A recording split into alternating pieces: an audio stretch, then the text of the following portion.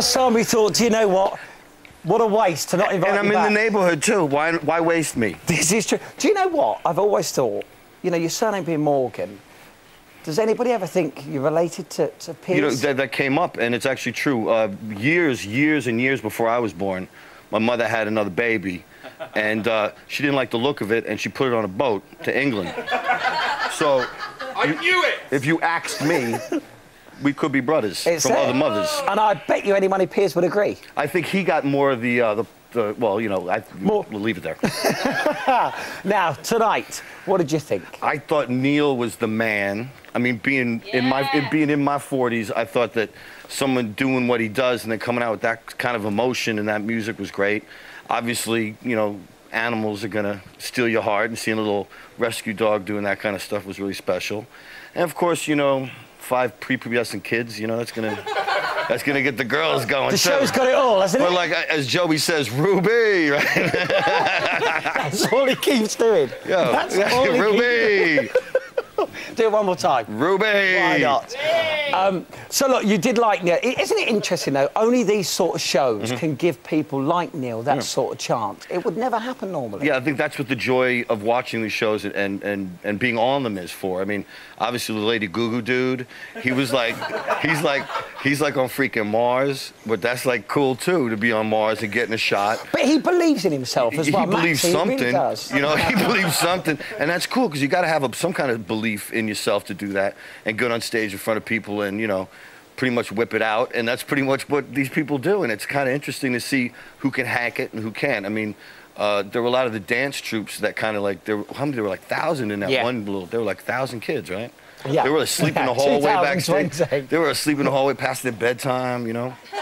There were like ones that were 4 and then the other ones were drinking scotch. It was like, if you put them in a row, they were like from 5 to like 32, you know?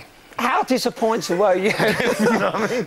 There's no answer to that. That's the problem. But how disappointed were you in like, let's talk about Kevin, you know, because he did get a rough ride today.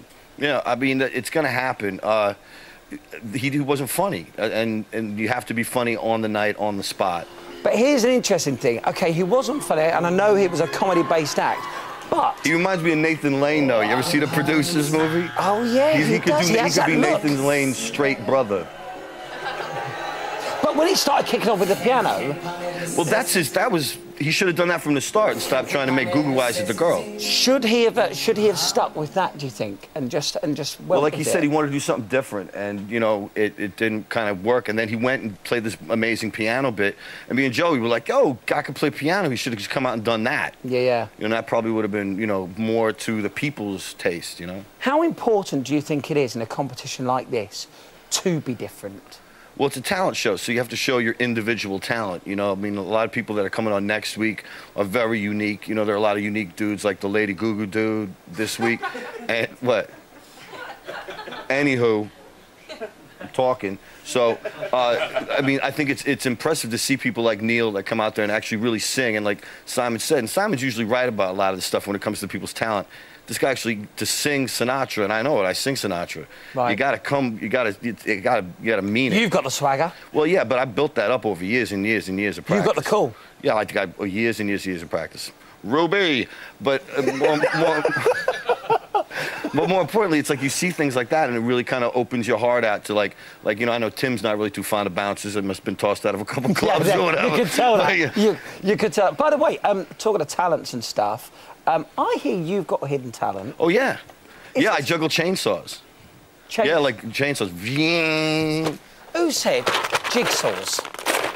Sorry, Stevens. No, I'm not being funny. It gets lost in translation. A lot of people don't understand you know my what? accent. It's got lost over everyone, that's clear. Yeah. Well, I'm actually kind of glad you don't have any chainsaws. I go to Russia and play, and if I lose a finger, I'll lose another finger, if you know what I mean. Did you see the wood chopper we had? Yeah. If a wood chopper could chuck wood.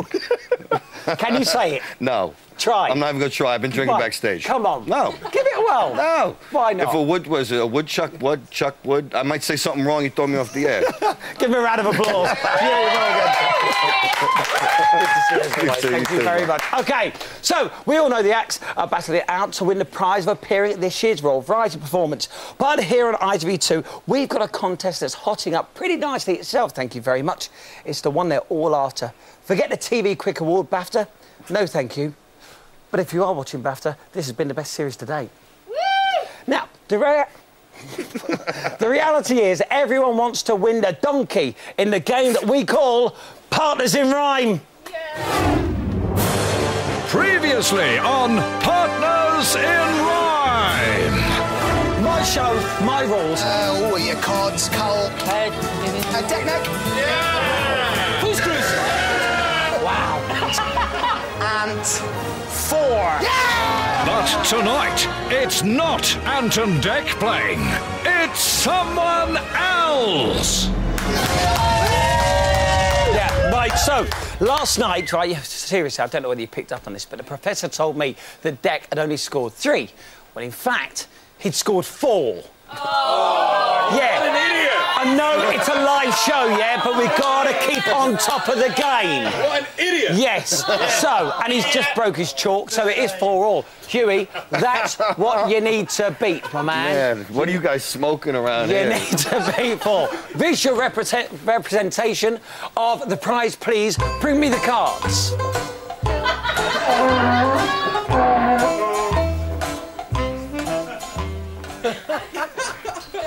That's one way to get into show business. Right. Thank you, Wayne. Well done. Well done. Right, Huey, it's quite simple, OK? There's only one rule in this game. No. So it's got to rhyme. All right, all 30 right, seconds all right. on the clock. The time. Vicious here. Idiots. Ruby, starts now. Have a look. Come on, it's got to rhyme. Come on, what is it? What is it? It's a time machine. What am I? What am I? You're a host. OK, another word for a host? Presenter. A presenter. And what is he doing? He is an A. Be presenting a time machine. No, OK, it's on it. It creates a time machine. Next, I pass. I pass. Pass. All right, what is it? What is it? What is it? Star car. Star car, well done. OK. Dead. No. Come on, come on. Oh, rubbish! Right, it was presenter inventor, by the way, and the last one was Jackson Claxton. Jackson Claxton. What do you guys do? You guys sit around and who comes up with these? We all do, as a team. Yeah, Right, it's over to the professor and his glamorous assistant. I want to hang out with you guys during the day. He can't believe the show. No. Oh, nor can I. Yes, it's me, Stephen Joe Swash. And listen, thanks for this opportunity, because this really is like a highlight of my career so far. Professor, what score did Huey get? Presenter inventor. Oh, There you go. There you go. Look, Huey scored 1, everybody. Huey scored 1. That's better than nothing. That's better than nothing. That's better than nothing. Interestingly, tomorrow, Jedward will be playing, everybody. Yes. Who's that? Jedward. Yeah, those guys, yeah. Yeah. They're better. Will they beat you? They'll probably beat the Hobbits. Right. Now, not everyone can live the life of an international pop star like me and Huey, with donkeys and Joe Swash, etc. But one lady who gave it a bleeming good go was Frances Stevenson. Now, Frances, of course, mimed to Meatloaf. You'll love this. Yes, she's got the moves, she's got the wig, but unfortunately, she didn't make it to the semi-finals. But you know what? 2 out of 3 ain't bad.